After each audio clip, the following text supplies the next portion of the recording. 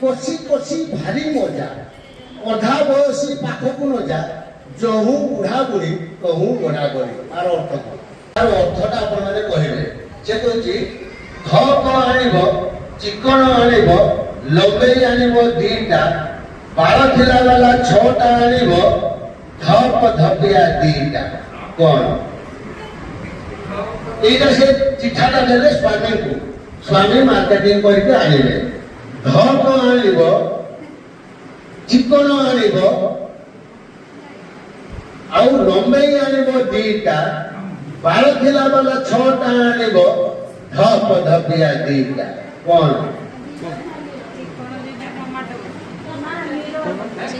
এটা লোক কথা অতি পুরোনা স্টিল এগিয়ে গেছি বাস সেটা হচ্ছে ভেরি গুড দেখুন প্রথমে ধপ মানে হলদি হলদি আনিব হলদি সজাইছি ଆଉ କଣ ଚିକଣ ଆଣିବ ତେଲ ସୋରିଷ ତେଲ ଚିକଣ ଆଣିବ ତାପରେ କିଛି ଲମ୍ବେଇ ଆଣିବ ଦିଟା ରିବନ ସେତେବେଳେ ରିବନ ପିତା ରିବନ ପିତା ସବୁ ବାଣ୍ଟୁଥିଲେ ସ୍ତ୍ରୀ ମାନେ ରିବନ ପିତା ଗୋଟେ ଆଣିବ ତାପରେ ବାଳ ଥିଲା ବାଲା ଛଅଟା ଆଣିବ ବାଳ ଥିଲା ବାଲା ମାନେ ରବିବାର ଆଇଁଷ ବାର ଛଅଟା ଚିଙ୍ଗୁଡି ମାଛ ଆଣିବ ନା ନା ନା ସେଠି ନାହିଁ ମାନେ ସ୍ୱାମୀକି ନେଇକି ଦେଇକି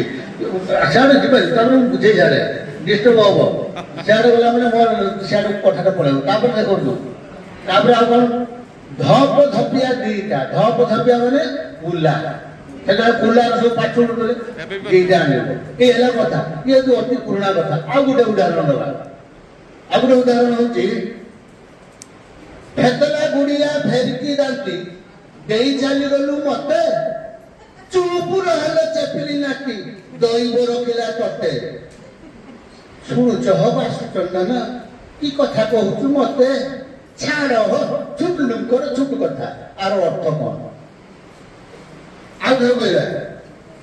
ଫେତଲା ଗୁଡିଆ ଫେରିକି ଦାନ୍ତି ଦେଇ ଚାଲିଗଲୁ ମତେ ଚୁପ ଚେପିଲି ନାକି ଦଇବ ରଖିଲା ତତେ ଶୁଣୁଛ ବାସ ଚନ୍ଦନ କି କଥା କହୁଛୁ ମତେ ଛାଡ ଛୁଟ ଲୋକର ଛୁଟ କଥା ଆର ଅର୍ଥ କଣ ପାଣିର ପୋଖରୀ କୂଳରେ ବେଙ୍ଗଟି ବସିଛି ହାତୀ ପାଣି ପିଇବା ପାଇଁ ଯାଇଛି ସେ ଅନ୍ୟ ମନସ୍କ ହେଇକି ବେଙ୍ଗକୁ ଦେଇଯାଇଛି ଯେମିତି ଦେଇଯାଇଛି ବେଙ୍ଗ କହୁଛୁ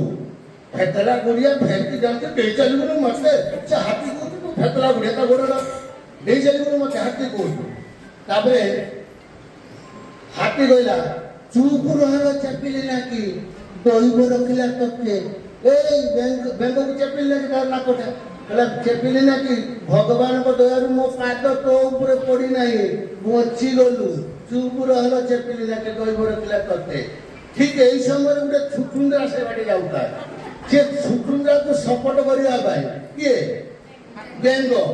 ବେଙ୍ଗ ତାକୁ ସପୋର୍ଟ କରିବା ପାଇଁ ତାକୁ କହୁଛୁ ଶୁଣୁଛ ବାସୁ ଚନ୍ଦନ ତାମାନେ ଛୁଟୁଣ୍ଡା ବନ୍ଧଟାକୁ ତାକୁ ସେ ଟେକିକି କହୁଛୁ ବାସୁ ଚନ୍ଦନ ତୁମେ ଟେକିକି ତାକୁ ସପୋର୍ଟ କରିବ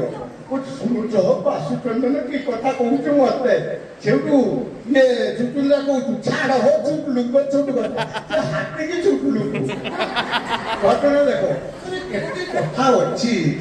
ଢଗ ଢମାଳି ଅନେକ କଥା ଅଛି ଗୋଟେ ଢଗ କହିବା କଷି କଷି ଭାରି ମଜା ଅଧା ବୟସୀ ପାଖକୁ ନ ଯା ଯହୁ ବୁଢା ବୁଢୀ କହୁ ଗଡା ଗଡି ଆର ଅର୍ଥ କଣ କଷି କଷି ଭାରି ମଜା ଅଧା ବୟସୀ ପାଖକୁ ନ ଯା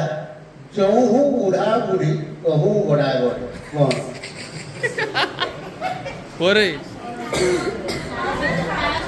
ଦିଦି କହୁଥିଲେ ତାଳ କହିଲେ ତାଳ ତାଳ ସଞ୍ଜଟା ଯେତେବେଳେ ଥିବ ତାର କଷି ଦେଉଛି ଭାରି ମଜା ତାର ସଞ୍ଜଟା ଭାରି ମଜା ଲାଗୁଛି ତାପରେ କଣ ହେଲା ଅଧା ବସି ଯେତେବେଳେ ପାକଳ ହେଇଯିବ ତାଳ ସେତେବେଳେ କେହି ଲାଇକ୍ କରନ୍ତି ନାହିଁ ତାପରେ ପାଚି ଯେତେବେଳେ ପଡିବେ ପରସ୍ପର ଗଡାଗଡି ହେବ